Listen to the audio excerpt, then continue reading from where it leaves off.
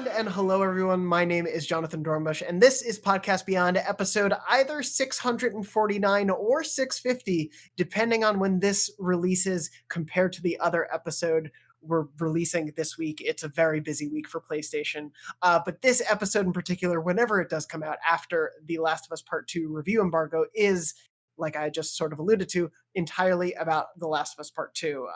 This is going to be spoiler-free beyond anything. We won't talk about anything that is not allowed to be discussed in our review. So anything that hasn't been shown in gameplay or state of plays or previews beforehand, we won't talk about things beyond that. But if you are trying to stay completely spoiler-free, you don't want to know a single thing about this game before jumping in, probably best to save this until after you play the game. But so we are going to talk about it and my review as well. But before we jump into that, I'm joined this week by Mark Medina. Hello. Hey, Mark. Good to see you. You too, buddy. We're also joined by Janet Garcia. What's up? I am so excited to do this episode. It's going to be a fun one. And we're also joined all the way from the evening times. We're recording in SF in the early mid-afternoon. And Simon Cardy from the IGN UK team is joining us as well. Hello. Do you have evenings over there? Or? We don't. No. Really? No. Well, Yeah. it never gets dark. Not since the incident. But we don't talk about that. Yeah, it was very strange to see there be nighttime sections of this game, since that's not a thing we have here. Yeah. I don't think that breaks any spoilers that there is nighttime in this game. But yeah, so we are going to talk about. Thank you. I'm getting my coffee from my girlfriend. This is wonderful service during the show. We're going to be talking about The Last of Us Part 2, all of our feelings on it. We've all played it. The four of us have beaten it. If you're wondering where Max, Brian, and Lucy are, they're busy and they're also, starting to play through it themselves. So it's going to be a little while, but we'll make sure to get all their thoughts on future episodes. But we have all beaten it. I have reviewed it. If you haven't seen my review on IGN or youtube.com/IGN, please go check it out. I wrote a lot of words because I really love this game. I gave it a 10, called it a masterpiece. This is my second PS4 10 to give out alongside God of War. So I loved it. The first game is one of my favorite games of all time, to just give a little bit of background. And I do want to get sort of where everyone's coming from on the first game before we jump in on thoughts on the sequel. But I love the first game, played it when it first came out. One of my favorite games of that generation, one of my favorite stories in gaming ever. And so it was really exciting and a little scary to see what they were going to do with the sequel. But clearly I thought they pulled it off pretty well. Simon, where were you coming from the first game to here? I love the first game. It, like you said, it's one of the best stories in a game. For me, the original is also a 10, and I think this one for me as well is a 10. I think somehow they've managed to surpass it in almost every single way. And yeah, just unbelievable work. Janet, what about you? I actually barely played the first game a few months ago, but I loved it pretty much instantly. Well, instantly I was drawn to it. I thought it was kind of polished up some of the gameplay elements and story elements that Uncharted kind of carries. The gameplay felt very similar, having also recently played some of the Uncharted games. But once I got deeper in, I think it was when I knew it was special was when it had that scene where you were upside down because the fridge was counter holding you and you had to shoot from upside down. And I'm like, oh, okay, this is different. This isn't just going to be, your standard action adventure. I loved the way it weaves story in so seamlessly. So I got from that point on, I was more and more drawn into it. It definitely is also one of my favorite games. I have some prints behind me, and this one is a Last of Us print. It's a little bit subtle. It's not like crazy full of clickers, but if you look really closely, which it's far away now, it has like silhouettes of Joel and Ellie and some clickers underneath, and kind of has this like Stranger Things type aesthetic to it. Yeah, I absolutely adored it. And that's basically where I'm coming from. And I also felt like it was a 10. And that was me playing in the modern era, which I wasn't sure how it would hold up. I definitely would say that if you're, wondering about, oh, should I play Last of Us 2? Maybe I should go to 1 first. I would definitely do that. I think it still holds up as a great game. And Mark, what about you? I have a really funny story about The Last of Us with me. I've told this story on podcasts before, but I am a big Ellen Page fan. And so back in 2013, I really wanted to play the Ellen Page game. And I thought that game was The Last of Us. And so I borrowed my friend's PS3 because I didn't even have a PS3. And I was like, yes, I can't wait to play The Last of Us with Ellen Page. Got about halfway through the game before I realized that I had the wrong game. But it didn't matter because that game is incredible. And Beyond Two Souls is also an incredible game. I don't care what anyone says. But yeah, no, The Last of Us is also weird because I pretty much haven't played it since that first time I played it. I never played the remaster. I had to go back and watch a few recaps before Last of Us 2. I'm surprised at how much I remembered. I watched the recap and I was like, oh, I don't think I actually needed this. The game is like weirdly simplistic in its story, but that doesn't make it any less good. Really great game. Yeah, the original does a really great job of presenting something that's seemingly simple, and we can get into how part two kind of does the same thing at first, but then really digs deep into these characters and their story, and I think really goes some great places, and is why we were also curious what they were going to do with part two. Yeah, I will say, as Janet was also saying, go definitely play part one if you haven't. Before this, if you have played part one, if you feel like you want the refresher, go back. I would say part two does a pretty good job of like kicking in that memory of maybe the like important pieces you may have forgotten. It does also introduce so much new to it that I don't think you'll be too lost if you haven't played part one in a while. Yeah. Or there is a full Let's Play of The Last of Us on IGN.com with me and Joe Scrabbles from the IGN office, IGN UK office even. He only played it for the first time, late last year. So we did a little series of us playing it. So Nice. need a refresher? Go there. We made sure not to have him on the show specifically, so in case you guys can do a sequel series, he can just film his reactions. Yeah, that might be a struggle. So we actually that's a series we're doing where we playing games we should have played. I think your Bloodborne one is a similar thing that you're eventually going to release. One day. And I'd never played Half-Life 2 before up until a few months ago, and we got it all recorded. And then on the last day before lockdown, we couldn't shoot, so I still haven't played the last 2 hours of Half-Life 2 3 months later. Oh my god. All right, I'll tell you how it ends right now. That's not what this is about. We're not going to spoil that We'll game. get there. And we're really not going to bring up other games on this. Yeah, we're going to spoil every other game but The Last of Us Part 2 here. But no, I do want to jump in. I think there are a lot of good touching points, touching off points that we can go to from there. But I do want to start with, I think, one of the things we can probably discuss the most. And this goes a little bit back to Simon, what you're talking about, of this sort of one-upping the original game in almost every facet. And I wanted to start off talking about the gameplay specifically, because I do think one of the things that a lot of people say about the first game is it's a really, really great story and the gameplay is there. For a lot of people, it's like the gunplay is maybe fine. The puzzles are a bit repetitive.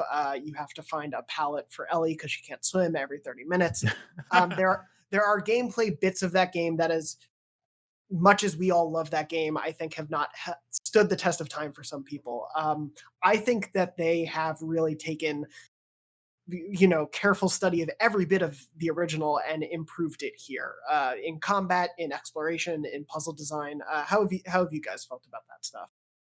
Yeah, I think the biggest thing that stood out in playing part two, especially after recently playing part one, is I think one of the most simplistic parts of the original game and kind of downsides of the original game is how easy it is to get away with being janky and random. Like, just kind of, there were so many moments in Last of Us, the first game, where I would try my stealth and then my cover would be blown and I would just start running, just punching people, just like aimlessly. And it was a really awkward, sharp contrast between that and the story it was trying to tell, because the story it was telling was one of seriousness and darkness, and you're reading people's letters to their children in decrepit bedrooms, and at the same time I'm like just knocking people down.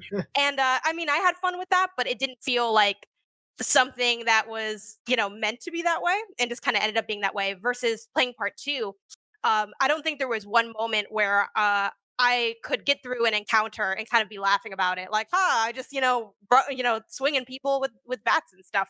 Is there melee still there, and are you capable of doing it? Absolutely. I heavily lean into melee when all else fails, but you can't get away with that the whole way through. Like, you cannot just punch your way through a field of people. You're not going to get out alive because the AI has become a lot more advanced. So right off the bat, I think that's one of the biggest things that stuck out to me, that I really was forced to experiment and enjoy all of the mechanics that they laid out, rather than in the first game I could kind of get away with just cheesing my way through. biggest gaming event of the year is IGN's Summer of Gaming, and it's almost here. Tune into IGN throughout June to see the latest and greatest in game reveals, news, trailers, next-gen coverage, and more. We'll be kicking it off with our first ever IGN Expo, where you'll get first looks at world premiere game trailers, exclusive game demos, and interviews you won't find anywhere else. Follow the hashtag Summer of Gaming on TikTok to get the latest gaming news, trailers, and more, only from IGN. Yeah, no, I agree. That's what stuck out to me most is the AI this time. They're just so much more intelligent. Like, I think it's been said a lot before, but even when you think you're hidden, they will find you. There really isn't a safe space in any area. They'll look under cars, they'll look around every corner. And then when you're in a fight, it surprised me how easy it is maybe to get back into cover. I think you can get back into stealth quite easily, but also they are very accurate. Like if you get shot with a bullet, you're going down, and it only takes a few bullets to get you. Even I played it on normal difficulty, and at times, yeah, I found the human interactions much more deadly than in the first game. Whereas in the first game, I thought the infected sections were a lot more difficult. But yeah, this time round, it was the humans that gave me a lot more problem. Maybe because they're more military trained this time than the enemies in the first game.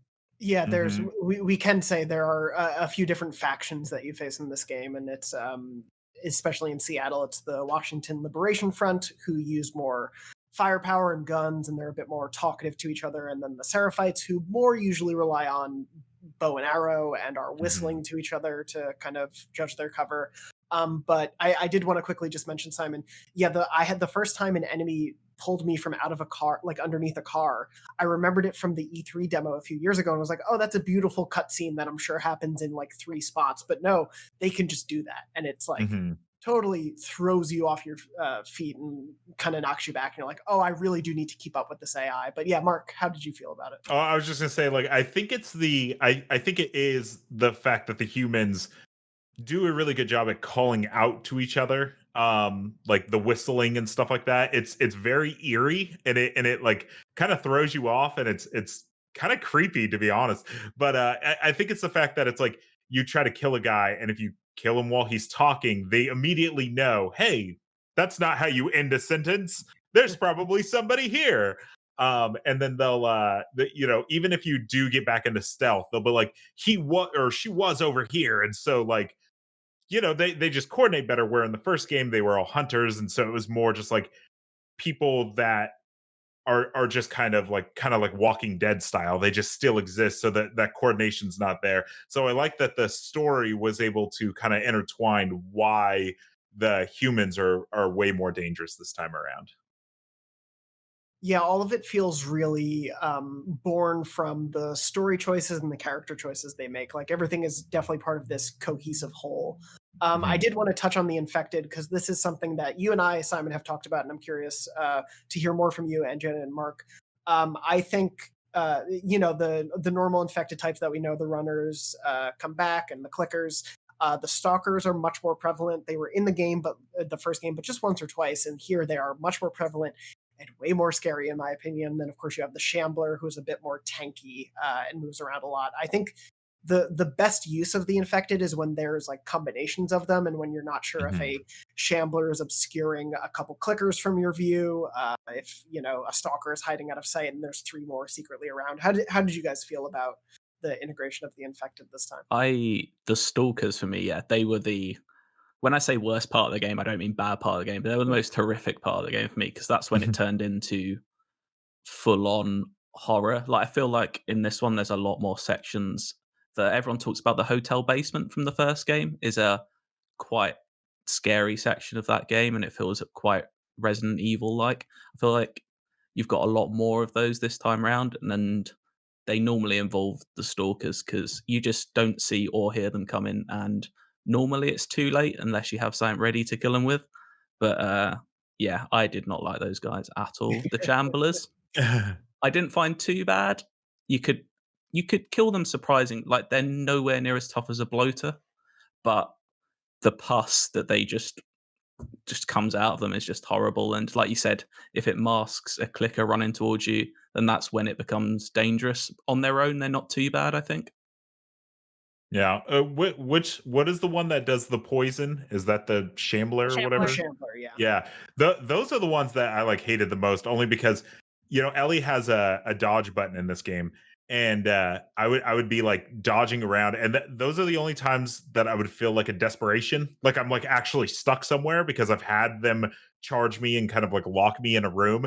And usually her dodge can kind of get you out of most situations, if you just panically start pressing it and try to get away. But those things can kind of pin you up against a wall, or pin you, like if they're in a doorway, those invincible frames don't really exist, and so you're trying to like dodge out of it, and it does a poison cloud. Those are the only ones that I was like, I really hate those things. But yeah, also the stalkers, just you know I'm gonna get all like weird, but mouse and keyboard shooter over here, so to try to like get those guys when they're like darting around on a PS4 controller, it's tough. My main tactic with those guys in the end was just sprint through any section with them and get to a door. I just didn't let them hunt me. If they can't There you see go. me, I can't see them, and But that what is if my there's a tactic. collectible in that room? Like you gotta look. I'm like, I have to kill everything because And I have to look that over. those are the days that I really am not jealous that you have to do guides. I think when people really reflect, most of the days are days they're not jealous I have to do guides. But um, yeah, I just to kind of echo what has already sort of been said. I love the stalkers, and it was like a love hate because they were really well designed and horrifying, but it was also just made for really stressful times. Something I really appreciated in this game, once again more so than the first, was there were several enemy areas that felt like they had puzzle elements through the combat. And when I say that, I mean it wasn't like a puzzle like, oh, I have to solve a riddle or open a door, but you kind of had these areas to navigate. And I know, Jonathan, you touched on this in your review, where you sort of need to decide, okay, how am I going to utilize this space and my tools and my items and make my way through this as efficiently as I can. And with the stalkers, like my method was always just to get a silencer on my gun and shoot quickly. And what's fun and difficult about the stalkers is when you do see them, they move rather quick, and they move on all fours. So I don't know how you guys play, but so often I'm trying to, save my ammo. So I'm like, okay, let's get these headshots. Let's like make sure that a runner can take 3 or 4 bullets if you're not shooting well, or one. It just depends. So you're trying to be careful, but then if you don't shoot them immediately, they're gone. You don't know when you'll see them again. Oh wait, it's behind you. And then when you hear the scream, then like clickers will run towards you. Same thing with your bullets. So you can't just shoot them because you'll alert other enemies. And I liked having to figure out those situations, and I love how the combinations of infected often lent themselves to that type of problem solving. I also agree with the Shamblers, not too difficult on their own, but when you start to get back into a corner, or I've had moments where there's one Shambler, but oh wait, actually there's two in this room, and now I like didn't notice the other one. And I liked those moments because it forced me to really use my arsenal and not hoard my stuff and be like, okay, now's the time to put a trap mine down. Now's the time to do these other things. Yeah, and I think that they felt a lot more pronounced and horrifying in this game than in any other in the previous one. There were so many moments in this game too that I was literally horrified. I spent part of this game like, and this is because I'm like a chicken, like I'm not a horror person. So if you're like a scared punk like me, like this content is for you. I literally had moments where I'm like, I'm gonna talk out loud. I'm gonna put on a pop song in the background because I can't handle the pressure of it. But I really appreciate that design element still. And it was just scary enough to like be scary if you're kind of a scared person, but not so scary that it was like a straight up horror film. And I really like that balance. Yeah, it's definitely worth mentioning. Not only the horror intention, and I said this in my review, but there's, as Simon was saying, like Resident Evil level, like best of horror moments that are like totally anxiety inducing. But yeah, it's definitely worth mentioning, and I do mention in the review since the first game is so well known for it. Like the violence in this game is brutal. Like it is some of the most brutal combat I've seen ever. It's played straight because this is a brutal, tough, awful world. And obviously, given the state of the world right now and dealing with the issues of brutality and everything, like it can be hard to stomach some of that in a video game where you're actively choosing to engage in it. You can stealth your way out of most situations, I would say. It is possible, but I don't think there was ever an encounter where I didn't accidentally get caught or have to kill 1 or 2 people or a dog, which adds another layer of I don't want to have to do this, but I have to. And it does a really great job of putting you in the mind state of its characters. But I don't know how you guys felt, but like it definitely is not something to it's occasionally hard to stomach sometimes just because of how brutal it can be. Yeah, I mean, at its core, it is definitely a stealth game more so than the first game because I think Ellie, you have to play it much more stealthily than Joel played in the first game. But yeah, it is maybe the most violent game I've ever played, but it never did So casually. yeah, it never did stretch into being gratuitous to me at really any point. Like it is all necessary. Like arguably the sure. main theme of the game is violence, and Mhm. like you kind of it wants you to engage in that in order to be in Ellie's shoes, basically. Yeah, I played most combat scenarios. It's funny. I sent a bunch of my footage to one of our video editors, and he told me he's like, "You're a really stealthy boy," and I'm like, "That's weird to hear because I play every stealth game the same, and this game was no different. Which is I stealth around, I be super sneaky, I stab guys, I pull them into the grass. Someone eventually sees me, that's just how every encounter played out. Yeah, but no, I love the stealth in the game, but also the stealth is probably one of the goriest parts of the game. Like, because you don't see the people, when you're shooting them, it's not in your face. Where they did something. I don't know about you guys, but I kept getting this inclination to like turn my camera around because they just like did something with the facial features, and she's like whispering in their ear, and she's just like and looks all super brutal, and I was like, Jesus. Sometimes she's Yeah. like, ugh, why am I doing this? Like, oh God, like it didn't have to go this way, sort of thing. And there was one Yeah. of the I think it's really exemplified for people who, haven't been playing yet. The one of the Inside the Last of Us videos, they talk about they did a lot of facial feature animation work. And so like you can see their face going red, you can see veins popping up when they're getting super tense. Like they have done a lot to really convey all of that stuff, and they use all of that. Yeah, Yeah, that yeah. photo When you're is playing the aggressive. game, if you're doing stealth kills, make sure to turn your camera and look at it. That was for Oh. the audience. Or We've all don't beat it. if you're kind of quite safe Or in if your own you're mind. squeamish. Yeah, yeah. I think Janet, yeah, what were you? because when Sorry, go they ahead, Janet. go on. Oh, Cardi, finish your thought first. Go Okay. ahead. Yeah. When they first showed the gameplay off, I think it was at E3 2018, the section where Ellie is going through the grassy section against some of the Mhm, Seraphites, and there was that fight with the guy with the big pickaxe. I think a lot of mhm. people, like me at the time, was like, I can't believe like the faces are going to look that good all the time. Like, I think that was like part cutscene, but it turns out no, it is. And who knew Naughty Mhm. Dog can make good games? So well done to them. We I'm had no way of shocked. knowing. Yeah, I know. We didn't have the technology. We Um, finally know. yes. Yeah, like the photo mode gets really brutal if you like I took a few pictures in photo mode because I try to get some good stuff for the blog roll to like inevitably promote the guide. And I was like, yeah, I can't use this on the site because it's just so graphic looking. Um, Yeah. yeah, I think to me the goriest thing is actually the death animations. So I would say the better you are at playing, the less gross the game is, because like the death animations were very Tomb Raider, like modern Tomb Raider. Mhm. And to be honest, I thought it was appropriate given the context, but it was kind of extra. And I'm not really a big fan of very gory death animations. They just kind of like don't sit with me right. I'm like, did it really need to be like, okay, but did the dog need to tear her face off? Like, did it have to go that deep? Did it have to go that deep? I don't know, but yeah, they definitely played it up. I like what I think you guys might have talked about it on earlier episodes of Beyond, but it also just kind of a result of the technology getting better. Like I think Naughty Dog probably wanted to kind of convey this sort of stuff earlier, but maybe technologically it wasn't able to capture quite how gruesome it is because as Mhm. games get more realistic, the violence level's kind of the same, but now it looks crazier just because like the technology has advanced. So I feel like that kind of was the case with this. It definitely was gory, but I think it was gory for good reasons, especially narratively. Like I said, I think the death animations are the most like did it need to be that deep? I don't necessarily think so, but I do think like the gruesomeness of some of those like scenes leading into cutscenes really made me feel just like the death and destruction and the hatred that which are big motifs that just kind of run through the game. And I think they helped carry the emotional weight. And when you kind of see, moments like where, and I'm kind of just making this up, I don't have a specific scene in mind, but like Ellie covered in like dirt and blood, and it's just like you can tell that like some messed up stuff just went down. It just kind of really carries that.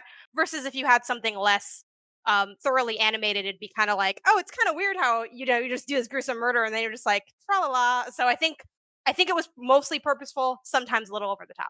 Yeah, no, I definitely agree that for the most part, it is of a piece with the story and the world they're trying to build, and this is something we can say like it takes place roughly 4 years after the first, and so this world has continued to devolve, and some people have started to try to reform societies with the WLF or the Seraphites. Like people have their groups and their communities, but this world is no less brutal and violent. Like the world hasn't been getting much better, it seems, in those 4 years. And so I think it does really fit super well with what they're trying to convey. And so we can go a little bit into that. And again, we are going to stay as spoiler free as possible.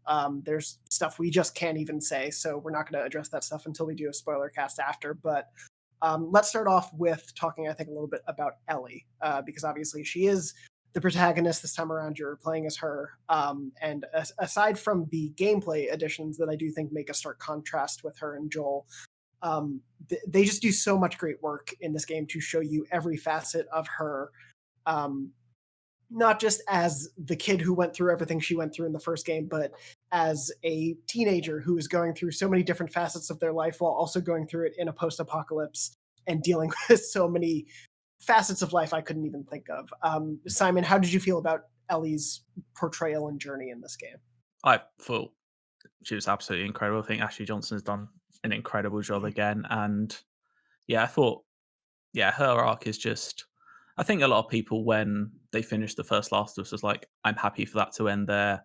That is a great story. But they've found a story worth telling with Ellie. And yeah, her arc is up there with any video game character I can think of right now, to be honest, off the top of my head. And yeah, just the journey. I'm trying not to spoil anything. It's so hard. No, I can. Sorry, I'm laughing also because just Mark just drink a Capri I was Sun right trying now? I was trying to sneak a drink of this Capri Sun, and our producer. I'm just listening to Simon be like, it was honestly one of the most moving, powerful. And then Mark's just like a straight up juice box on the side. Is that apple and raspberry or no? Pacific Cooler? Oh, Okay. we don't have Oh, that. man of all right. No, we don't have that yet. What we do have though is really heartfelt character arcs, and It's a great save. yeah, I just think Ellie's journey in this game is it's a story worth telling, and it's one that they've done even better than the first game. And Yeah, Janet, having sort of recently come off of the first game, how did you feel about Ellie's journey in this game? Because that original ending is, like Simon was saying, for a lot of people who especially played back then, it was like, well, that is this world. That is the end of it. That's a perfect ending. I don't need any more. Yeah, I definitely was of that camp too, even though I had just played it and like I knew the sequel was going to come out. But then as I think what really got me excited was seeing one of the most recent behind the scenes presentations, the one where they had the long gameplay scene with the girl Vita, right? Is how we know it as. That really made me start to buy into like, okay, I think they might have something here that can be worth it. And I absolutely loved her arc in this game. I like that, especially as an adult, she's far more dynamic. I think in Last of Us 1, I can't imagine anyone really ever having a problem with Ellie or being like, she's, maybe you think she's annoying and that's the only thing I can think of, but she's a kid, she's kind of along for the ride. And with her place in this game, she's a lot more of the focal point, like even just in the marketing of it. So you get to see, and she's older. She's like, I think is she 19? 19, Yes. 20, yeah. 19. So she's an adult, and you kind of, with that comes, a more dynamic character. There are times that maybe you don't agree with the choice she's making, but you gotta play the game. So you're still just going along for the ride and seeing what's going on. I also really loved how, as much as she kind of feels like a different person in the sense that she's who we're not like how we were as kids, right? That's kind of a common sense thing, but there are little like hints of who she was as a child and who you got to know in that first game that are done really subtly and really beautifully. Like her corny jokes are still like to some degree weaving into her personality. I also really love how, because there's a lot more going on with this game in terms of just there being more NPCs and just characters and factions around, you see more of other people's experiences in this world. Before it was very like isolated. It was like Joel and Ellie against the world. But and this is like not embargo breaking spoilers, but like a very like tiny like shell of something. She was talking to one character about like, hey, what was your experience with, like when's the first time you've killed someone? And it's like stuff like realizing that other people have the trauma that Ellie has and are just around her casually at the market is really eye opening and crushing. I don't know if I've ever loved a character as much as Ellie. Thinking about just who she is and what she's been through across both of the games, like just it just moves me so incredibly much. Like it's the writing is just so good across both the games. You really feel for the characters, and I just think it's absolutely brilliant. And I love both Ellie from the first game and Ellie for the second game, but for very different reasons. But for reasons that are just as valid, and I think that's super powerful. Also, really small, quick aside: I'm actually watching my brother play through the first game again while I'm kind of playing and working in the second one. So I'm very, very ingrained in this world, and I absolutely love it. I think it's just such powerful storytelling. What I will Mhm. add as well is that there's kind of not throwaway lines or conversations in the first games, but things you could forget that are just blown up in the second game into almost like full scenes. And like the way they've done that, like I've been watching some of the original games scenes after playing the second one. It's like the way they've gone back and looked at that script and think, how can we build out from that in certain areas is incredible. I think they've taken a lot from the way they structured Ellie's arc in Left Behind a lot. So Mhm. in The Last of Us Part 2, you have, I would say, much darker moments than you ever had in the first game. But I think you also have much higher and just nicer moments than you did in the original as well. I feel like there's a lot more peaks and troughs to Ellie's arc this time. Mhm.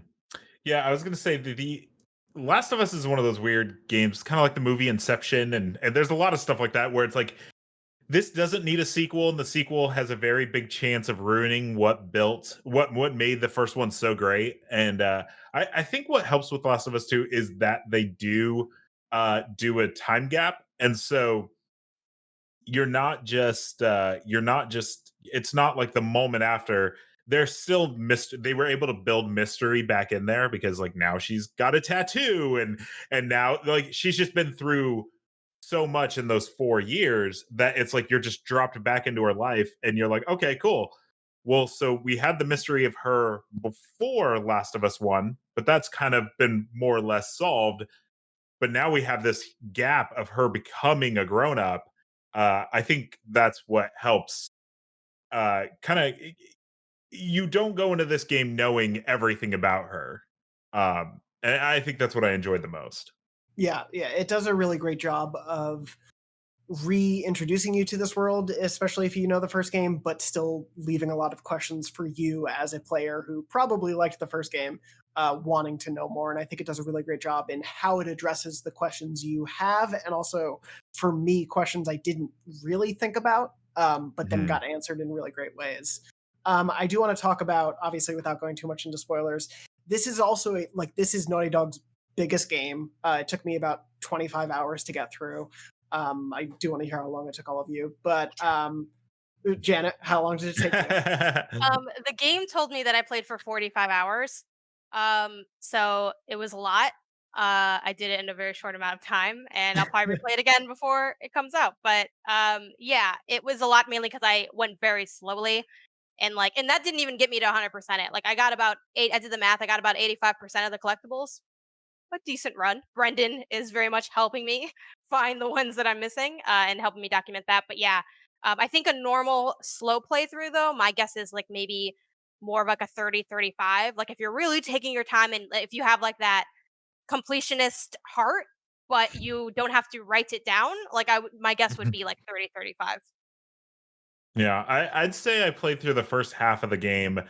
Not as meticulous as Janet, only because I know that for a fact. We were kind of, typing back and forth, like how I was like, yeah, I'm already here, and I missed everything that you got and stuff like that. But I'd say the first half was semi meticulous, and then the second half was let's get this done because we have time constraints. And so I finished at like 24 hours. I do think I left it on at one point, but I would say probably 23, 24 hours. which is way longer than I thought it was going to be when I first started. Yeah, I took 25 as well. I did a similar thing. The first 2 or 3 chapters, I was really looking for everything, and then the story just took hold of me, and I had to just get on with it and run past all the stalkers as well, and that takes no time. Mhm, It did mhm. feel like, and I know I think we all kind of played it fairly quickly, just because like you have more time to then process, and like there's benefits to kind of, I don't want to say rushing because that has a negative connotation, but trying to get through the story and get through the game quickly to Mhm. have time to reflect and go back and check out more stuff. But it did feel like I played a lot of it over the course of one weekend, and it felt like an emotional decathlon. Like there was just so much stuff happening from like I'm afraid, I'm sad, I'm happy, I'm curious, I'm like afraid again. Like it just I think it had, kind of go back to the story without actually giving anything specific or spoilery. I think what I really appreciate in this game is the first one followed very traditional narrative structure. You had, I mean, there were a few extra peaks with like what happened with Tess, and like there were a few heights before the end, but for the most part, you knew where you started, you knew where you were gonna go, and you're like, "Oh, I end at." Well, can we give spoilers for the first game? Like, I don't. I end where we said we would end, and then like something happens, and you're like, "Okay, that's the climax of the story, and the falling action is the epilogue in the first game." Here, it kind of follows a similar structure, but there's a lot more heights, in my opinion. Like, I felt like there were a lot more moments where I'm like, oh my god, well then what happens here, and then like okay, we resolved that, and now we have more drama, and it was a lot more compounded, so like I was constantly like the next thing didn't feel like me wanting to rush to the end of the game. I felt like I wanted to rush to the next like section of the story without actually knowing what that section would be, and I think that's what really helped drive it, especially it being a bit longer and larger than the first one, and helped keep me compelled to the story. I Yeah, did it really. that typical. Just real quick, I did that typical thing where I started the game. I'd say I was only a few hours into it, and I text both Janet and Dornbush, and I was like, "Yeah, the combat's really fun, but this story is not super grabbing me." And Dornbush was just like, "Okay, well, I'd love to know what you think when you get much further." It's one of those. It kind of has this like intentional but weirdly slow burns at the beginning, but you know, it gets there. Yeah, I'd say you hit a catalyst moment, and that's not spoiling anything. That's something Neil Mhm. Druckmann has said in a lot of interviews. You hit a catalyst moment, and I think from there it really ramps up. But I think it takes a slow start, but it is intentional, like you were saying, and I Mhm. Mhm. appreciated that in the long run because it gives you time to get a sense of where Joel and Ellie are in their life, introduces you to some of the really great supporting cast. Like it gives you a handle on where things are so that once it does take off, you at least have a basis for these new parts of the world that you're exploring. There Yeah, it's definitely weird are looking. Go ahead.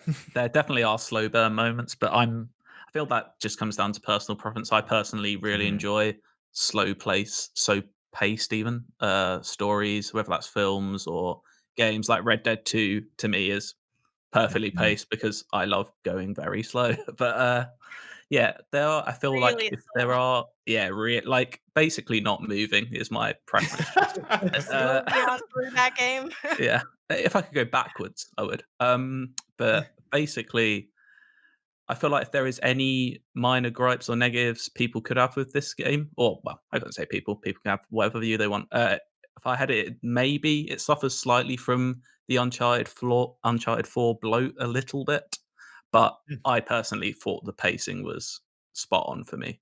Yeah, I could see some people feeling that way. Like I didn't, but I do think it survives the Uncharted 4 fatigue much better than Uncharted 4 did, and finds really creative ways to keep you invested and keep the story expanding in ways that I was grabbed by. But yeah, it does feel like it learns a lot from Uncharted 4, The Lost Legacy, Left Behind, the original game. Like it does feel to me a lot like the lessons learned from the last decade plus of Naughty Dog storytelling into this game. Mhm. Mhm. Yeah, I do think too, like one of my favorite things about the game was, and I had like a little document where I'd randomly write thoughts as I had them. It's actually hilariously written because it's just my thoughts and it sounds ridiculous. But one thing I wrote that was not like just silly was that I think this game excels in its quietest moments. As much as I love like the horror and the tension and the action, the times I felt most moved were in the quiet times, and I think that does add obviously to the bloatiness of the game in some senses, but I think it really earns those moments. The big comparison point, like for other mediums that I noticed, would be like if you've watched Harry Potter and in like the last movie, there's that, or the second to last, one of the Deathly Hallows movies, there's that scene where they're dancing in the tent and they're doing it because it's kind of their last moment of peace and they're going off into this war where they're not sure if they'll come back or what their future holds. And it's so beautiful in such a dark time, and it's just kind of this breath before you go in to do like the next action. And I think The Last of Us 2 has a lot of those moments, and I really appreciate that. Like there's a saying that in terms of story building, every tragedy, and if you study Greek tragedies, every tragedy needs a catharsis. And I think this game balances tragedy and catharsis really masterfully, and that's really what made me feel like, oh, like for me, in Last of Us 1, my this is different, this is special moment was like hanging upside down by a refrigerator. But in Last of Us 2, my this is special moment would be like walking through a house and like looking at things or like talking to other characters. Kind of like what Cardy said, where the moment where Joel's point explains ice cream trucks to Ellie is so much bigger in this game than it is, not necessarily with those characters, but it's so much bigger in this game than it was in the first. And it really lets you sit and enjoy and appreciate those moments. I feel like it kind of reminded me in that sense of like what Life is Strange does well with storytelling and what narrative games do well, where you can just sit for as long as you want to sit and look around for as much as you want to before going into the next encounter. And yeah, that just felt incredibly special to me, and that's something I don't think I've ever experienced in a game before. Yeah, and Yeah. I'm just I think imagining these Janet notes where it's just like Mass Effect. She just sees a scene and then in third person she's like, Janet will remember that. Janet was sad by this. Yeah. I stopped writing after a point, but I will share the document with you. Yeah, it's please share super those. silly. I'd love to see it. That's I really agree funny. that there's nothing like that in games. I think it's no coincidence that it's called Part 2 because for me it shares so much with The Godfather Part 2. And I think Neil Drummond has said this before that they Yeah. are heavily influenced by the series. And I think even from, we can say, because everyone's allowed to post a picture of it if you wanted, even from the opening, the first thing you see when you open that game is a still of just a motorboat in a lake or in water, a sea, by a river, wherever it is. And yeah, even it follows the themes of that film quite nicely, and it's just similar to The Godfather Part 2, depending on whether you think it's better than 1 or not. It stands at least equal to it, and it's Yeah.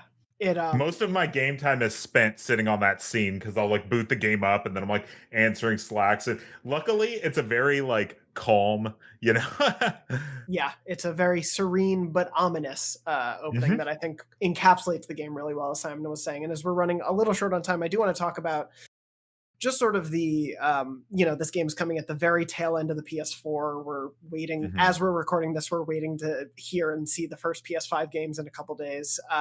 This is, I think, bar none, one of the most beautiful games on the PS4. I played on PS4 Pro, but I also think it's not just beautiful because like they made it more pretty. Like it's not just because it's prettier; it's because of how detailed and specific and authored every room, every location, every bit of this game does feel like purposeful in how it's designed and how it's drawn and comes to life. Yeah, I would say for sure that they definitely have some set designers on because so many times you're in like an attic or something like that and you come downstairs and you're like, there's nothing about what I'm seeing right now that's an accident. It's like the lights coming through the window and it's hitting a coffee table just perfectly and shining on certain items that you can interact with, but like they're just like glowing and you just see like a little bit of dust and you're just like, there's nothing about this that was an accident. They knew that I was going to come down and I was going to see this. And I feel like that's almost around every corner in this game. I think too, like one thing that really impressed me was, and I don't know if you guys had this experience, but I would do a lot of stealth as well, and you can lie like totally like prone in like a crawl position. And I think they show that you have a bow at one point, right? Like that's like yes, footage yeah, that has before? been Okay. good. You're good. I was like, oh, shocking, right? Like, I mean, you had the one in the first game, but you can actually like weave the camera through the blades of grass, and I did several of my shots literally looking through blades of grass.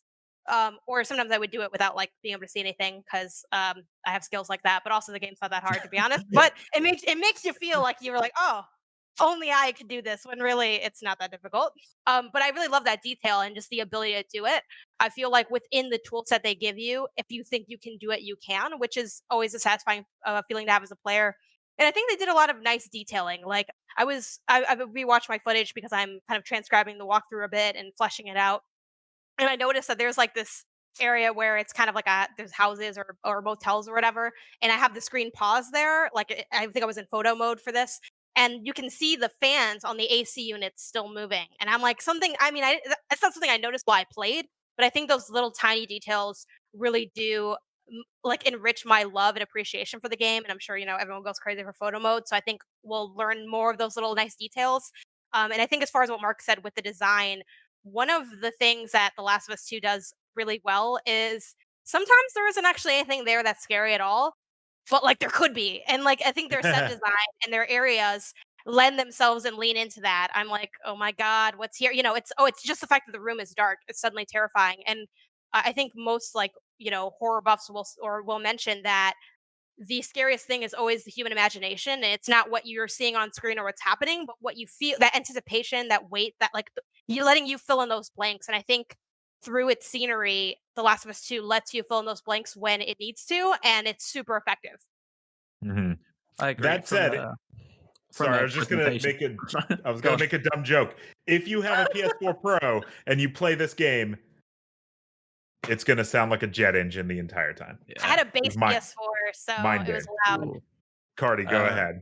Well, no, going on from audio, I think, the piece that stands out most presentation-wise to me is, again, the music is just unbelievable. I think the original Last of Us may be my favorite game music, and Me too.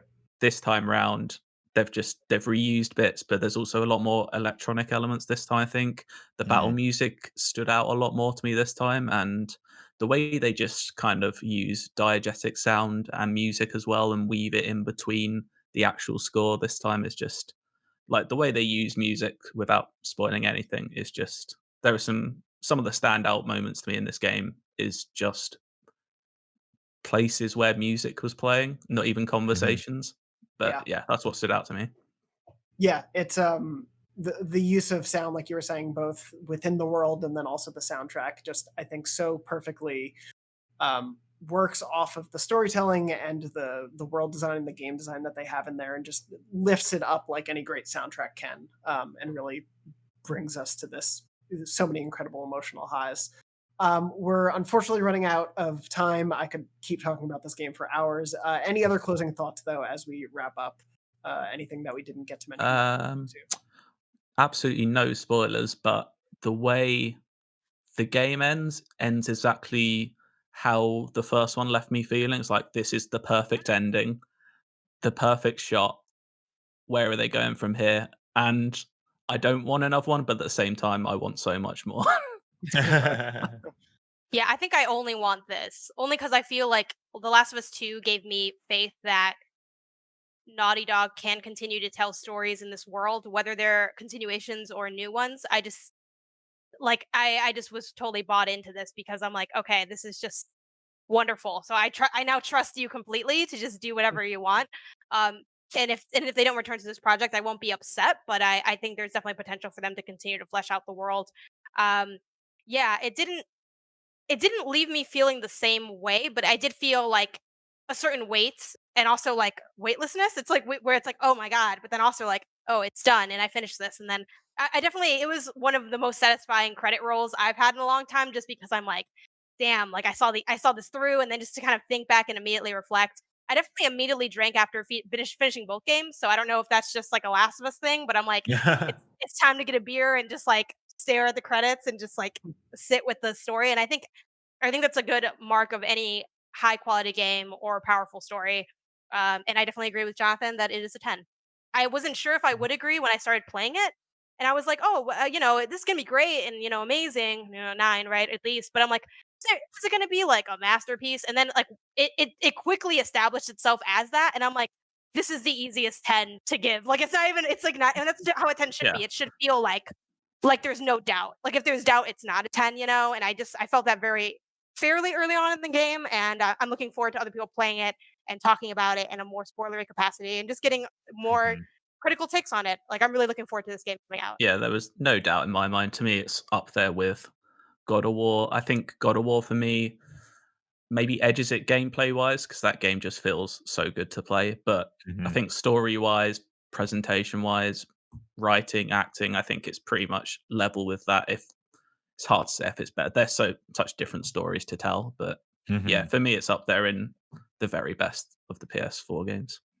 Yeah, I know. I would agree. I think it's one of the great games to kind of swan song a console. I've had a few people at work like message me and they're like, "So how'd you like it?" And I'm like, "Yeah, I think it's a 10. This game's amazing." And it's always that funny thing. They're like, "Hey, what are we giving it?" And I'm like, we gave it a 10." They're like, "What would you give it?" And I'm like, "Yeah, I'd give it a 10 as well." Great game. As Janet was saying, it's one of those ones like when you know, and it definitely there was moments I can't talk about, but I knew when I was playing. But we'll obviously be talking about it a lot more, especially once the audience can get their hands on it, because there is so much more. We have like barely scratched the surface when it comes to this game, and we'll have a lot more to talk about in the weeks and months to come. But thank you, Simon. Thank you, Mark. Thank you, Janet, for joining me on this episode. It was so great to talk to you all about this game. I'll go to bed. Yes, please sleep. Of course, if you haven't, please go check out my review on IGN.com or the video review on there or YouTube. Pat Coughlin, our video editor, did a phenomenal job with it, and Mark captured some excellent, gruesome B-roll for it. So thank you, Mark, for that. Definitely also go check out the guide that'll be happening once the game is out. But go check on the work that Janet and Brendan, as she was mentioning, are working hard to have it ready for launch. But I think that pretty much wraps us up for episode 649 or 650. We'll find out as the week goes on. But thank you all so much for listening and or watching this episode. Beyond normally airs Wednesdays on beyond.ign.com, youtube.com/IGN Beyond, and your favorite podcast services around the world. We hope you're safe. We hope you're well. And as always, beyond. Beyond. Beyond. Beyond.